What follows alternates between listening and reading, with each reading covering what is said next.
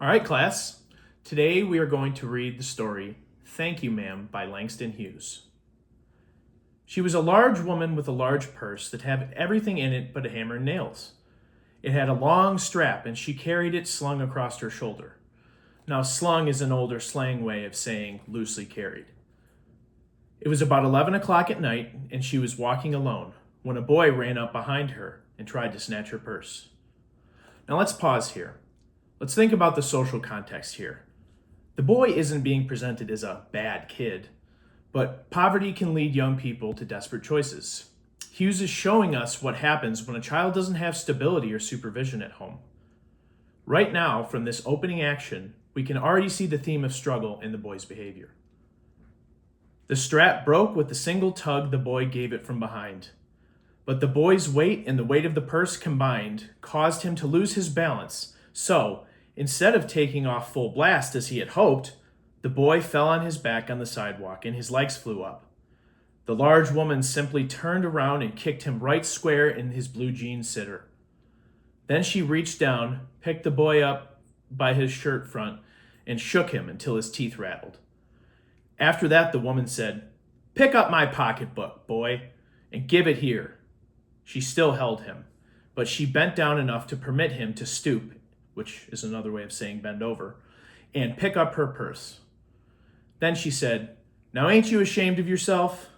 Firmly gripped by the front of his shirt, the boy said, "Yes'm." The woman said, "What did you want to do it for?" The boy said, "I didn't aim to." She said, "You a lie." By the time 2 or 3 people had passed, stopped, turned to look, and some stood watching. "If I turn you loose, will you run?" asked the woman. "Yes'm," said the boy. "Then I won't turn you loose," said the woman. She did not release him. "I'm very sorry, lady." "I'm sorry," whispered the boy. And your face is dirty. I got a great mind to wash your face for you. Ain't you got nobody at home to tell you to wash your face?" "No," said the boy. "Then it'll get washed this evening," said the large woman, starting up the street, dragging this frightened boy behind her. He looked as if he were 14 or 15, frail and willow-wild in his tennis shoes and blue jeans. The woman said, "You ought to be my son. I would teach you right from wrong. Least I can do right now is wash your face." Now let's pause again. This is a great example of the cultural idea of it takes a village to raise a child. The woman isn't related to the boy, but she steps into that community adult role, firm and protective and surprisingly caring. Hughes is showing a tradition in Black culture and communities where adults give young people, even when they're not family, care and love, and sometimes even discipline. Notice how she blends it with compassion. "Are you hungry?" "No," said the being dragged boy. "I just want you to turn me loose." "Was I bothering you when I turned that corner?" asked the woman. "No." "But you put yourself in contact with me," said the woman. "If you think that contact is not going to last a while, you got another thing coming. When I get through with you, sir, you are going to remember Mrs. Luella Bates Washington Jones." Sweat popped out on the boy's face and he began to struggle. Mrs. Jones stopped, jerked him around in front of her, put a half Nelson around his neck, which is another way of saying she put him in a chokehold, and continued to drag him up the street. When she got to her door, she dragged the boy inside, down a hall and into a large kitchenette furnished room at the rear of the house. She switched on the light and left the door open. The boy could hear the other roomers laughing and talking in the large house. Some of their doors were open too, so he knew that he and the woman were not alone. The woman still had him by the neck in the middle of her room. She said, "What is your name?" "Roger," answered the boy. "Then, Roger, you go to that sink and wash your face," said the woman, whereupon she turned him loose. At last. Roger looked at the door, and looked at the woman, and then looked at the door. Then he went to the sink. "Let the water run until it gets warm," she said. "Here's a clean towel." "You going to take me to jail?" asked the boy, bending over the sink. "Not with that face. I would not take you anywhere," said the woman. "Here I am trying to get home to cook me a bite to eat, and you snatch my pocketbook. Maybe you ain't been to your supper either, late as it be. Have you? There's nobody home at my house, said the boy. Then we'll eat, said the woman. I believe you're hungry, or been hungry, to try to snatch my pocketbook. I wanted a pair of blue suede shoes, said the boy. Well, you didn't have to snatch my pocketbook to get some suede shoes, said Mrs. Luella Bates Washington Jones. You could have asked me. Ma'am? The water dripping from his face, the boy looked at her. There was a long pause, a very long pause. After he had dried his face and not knowing what else to do, dried it again. The boy turned around, wondering what next. The door was open. He could make a dash for it down the hall. He could run, run, run, run, run. Now let's stop here. This is a major characterization moment for Roger. Hughes doesn't describe Roger's feelings directly. He shows them through action and choice. Even though he could have escaped, the door was open and nobody was holding on to him, he chooses to stay because he doesn't want Mrs. Jones to think poorly of him. We can see his growth happening right in this very sentence, and it's driven by trust and honor.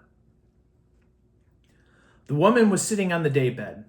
After a while, she said, I were young once, and I wanted things I could not get. There was another long pause. The boy's mouth opened. Then he frowned, but not knowing he frowned. The woman said, uh-huh. You thought I was going to say but, didn't you? You thought I was going to say, but I didn't snatch people's pocketbooks. Well, I wasn't going to say that. Pause. Silence. I've done things too, which I would not tell you, son, neither tell God if he didn't already know. So you sit down while I fix us something to eat. You might run that comb through your hair so you will look presentable. In another corner of the room, behind a screen, was a gas plate and an icebox. Mrs. Jones got up and went behind the screen. The woman did not watch the boy to see if he was going to run now, nor did she watch her purse when she left it behind on the daybed.